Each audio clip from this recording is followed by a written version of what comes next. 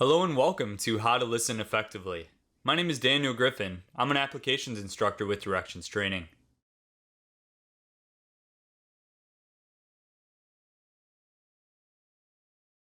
In order to listen effectively, it's important to be aware of what's actually happening when someone is speaking to us.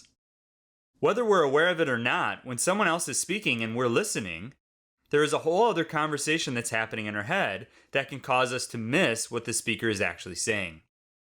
The inner voice we have takes words and attaches meaning to them based on our own pre-existing notions, our ideas, our values, our past experiences, and our feelings.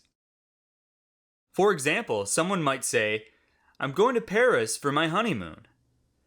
Now, after our inner voice gets a hold of what the speaker said, it might come out sounding like this. "Ugh, here's so-and-so again bragging about another trip they get to take, and I never get to go anywhere. And Paris? Why go there? It's dirty and the French are rude." The listener's inner voice has put its own feelings, ideas, and experiences into what the speaker said, and by the end, what was said and what was heard are very different. While we will never be able to truly remove this inner voice, an awareness of it and recognition of the limits that it imposes allows for a refreshing freedom in listening. While someone is speaking, the inner voice is listening for things like whether or not it's true or it's not true what they're saying, whether we agree or disagree with what they're saying. Is the person right or are they wrong? Do we already know this? Do we not know this? And so on. As a matter of fact, since you started this course, and as soon as I started talking, it's been happening ever since. The difference is that now you're aware of it. Knowing this opens up a brand new possibility of listening effectively.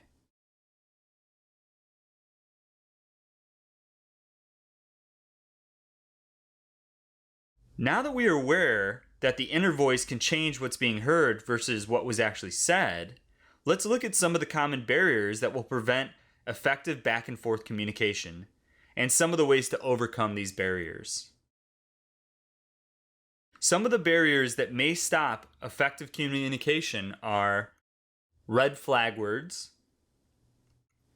feeling that we already know what the speaker is going to say or that we have the answer to a question even if it was never asked, trying to be helpful and offering free advice,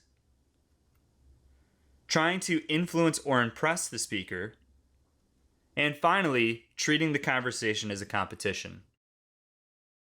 Now let's talk about these barriers in more detail and explore some of the ways to overcome them. Red flag words are words that can provoke a reaction in the listener that wasn't necessarily what the speaker intended. When this happens, the listener won't be able to hear or pay full attention to what the speaker is saying after that. Red flag words or expressions trigger an unexpectedly strong association in the listener's mind, often because of the listener's private beliefs or experiences. An important point is that the speaker may not have actually meant the word in the way that the listener interpreted it. However, the listener will be so distracted by the red flag that they will not notice what the speaker actually did mean to say. Red flag words don't always provoke emotional reactions. Sometimes they just cause slight disagreements or misunderstandings. Whenever we as listeners find ourselves disagreeing or reacting, we should be on the lookout for red flag words or expressions. An effective strategy for overcoming the red flag words barrier is that when a speaker uses a word or expression that triggers a reflexive association, we as a good listener can ask the speaker to confirm whether they meant to say what we think they said or not. When there is a word or expression that raises a red flag, try to stop the conversation if possible to ensure that everything the speaker says is heard. Then, ask the speaker to clarify and explain the point in a different way if necessary. Another common barrier is the feeling that we know the answer. Knowing the answer means that the listener thinks that they already know what the speaker wants to say before the speaker actually finishes saying it. The listener might then impatiently cut the speaker off or try to complete the sentence for them. By interrupting the speaker before letting them finish, the listener is essentially saying that they don't value what the speaker is saying. Showing respect to the speaker is a crucial element of good listening. The knowing the answer barrier also causes the listener to prejudge what the speaker is saying. A good listener tries to keep an open, receptive mind while listening, while trying to acquire new ideas or insights, rather than reinforcing existing points of view. A simple strategy for overcoming the knowing the answer barrier is to wait 3 seconds after the speaker finishes before beginning a reply. 3 seconds can seem like a very long time, especially during a heated discussion, and following this rule also means that you might have to listen for a long time before the other person finally stops speaking. That's usually a good thing, because it gives the speaker a chance to fully vent their feelings. Another strategy is to schedule a structured session during which one person speaks and the other listens, and then you can switch roles. Another significant barrier to good listening is trying to be helpful. Although trying to be helpful may seem beneficial, it interferes with listening because the listener is thinking about how to solve what they perceive to be the speaker's problem. Consequently, the listener misses what the speaker is actually saying. Interrupting the speaker in order to offer advice disrupts the flow of the conversation, and it impairs the listener's ability to understand the speaker's experience. Trying to be helpful while listening can also imply that the listener has made certain judgments about the speaker. If the speaker is aware of this, it can raise emotional barriers to the communication. Judgment can also mean that the listener doesn't have a complete understanding or respect the speaker. Giving a person your undivided attention while listening is the purest act of respect you can offer. Because human beings are social by nature, simply knowing that another person has listened and understood is empowering. Often that's all a person needs in order to solve the problems on their own. If you as a listener step in and heroically offer a solution, you're implying that you're more capable of seeing the solution than the speaker is.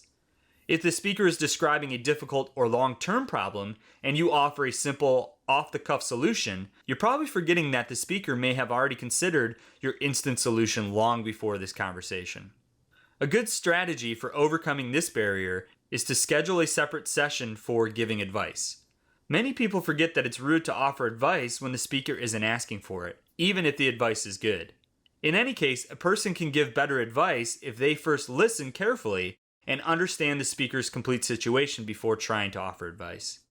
If you believe you have valuable advice that the speaker isn't likely to know, then first politely ask if you may offer what you see as a possible solution. Wait for the speaker to clearly invite you to go ahead before you offer your advice. Trying to influence or impress is our next barrier. Because good listening depends on listening just for the sake of listening, an ulterior motive will diminish the effectiveness of the listener. Examples of ulterior motives are trying to impress or influence the speaker. A person who has an agenda other than simply to understand what the speaker is thinking and feeling will not be able to pay complete attention while listening. Psychologists have pointed out that people can understand language about 2 or 3 times faster than they can speak. That implies that a listener has a lot of extra mental bandwidth or ability to think about things while listening. A good listener knows how to use that spare capacity to think about what the speaker is talking about. A listener with an ulterior motive, such as to influence or impress the speaker, will probably use the spare capacity to think about their next move in the conversation, or their rebuttal, or what they can say next when the speaker is finished, instead of focusing on and understanding the speaker. Trying to influence or impress is a difficult barrier to overcome, because motives usually can't just be willed away.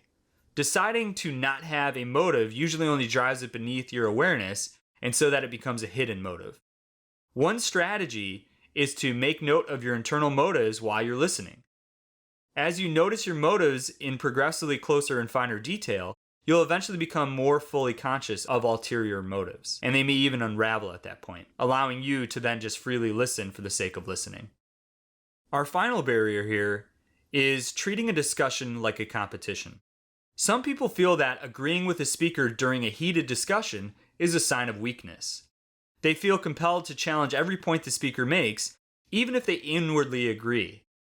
Discussions then become a contest, with a score being kept for who wins the most points by arguing. Treating a discussion as a competition is one of the most serious barriers to good listening. It greatly inhibits the listener from stretching and seeing a different point of view. It can also be frustrating for the speaker. Although competitive debate serves many useful purposes and can be great fun, debating should be scheduled for a separate session of its own, where it won't interfere with good listening. Except in very rare cases where you truly disagree with absolutely everything the speaker is trying to say, you should avoid dismissing the speaker's statement completely. Try to voice agreement whenever you do agree, and be specific about what you disagree with. A good overall listening principle is to be generous with the speaker. Offer affirmative feedback as often as you feel comfortable doing so. Generosity also entails voicing exactly where you disagree, as well as where you do agree.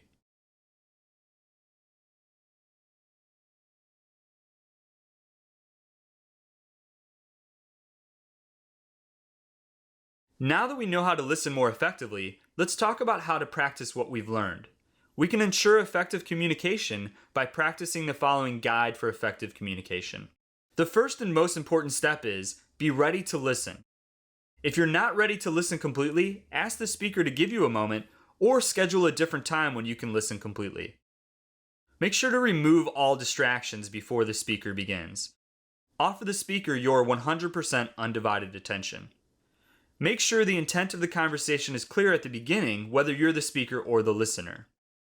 Let the speaker completely finish their thoughts before you respond. Paraphrase whenever possible, and at each pause in conversation to let the speaker know that they were listened to. Do not offer your advice or ideas unless required or specifically asked to do so. Avoid the inner voice and communication barriers that we discussed during this course. And finally, at the end, acknowledge the speaker and recap the communication if necessary. I hope you've learned a lot about how to become a more effective listener throughout this course. You'll absolutely see what possibilities you can create just by being a better listener. Thank you, and hopefully we'll see you again in the future.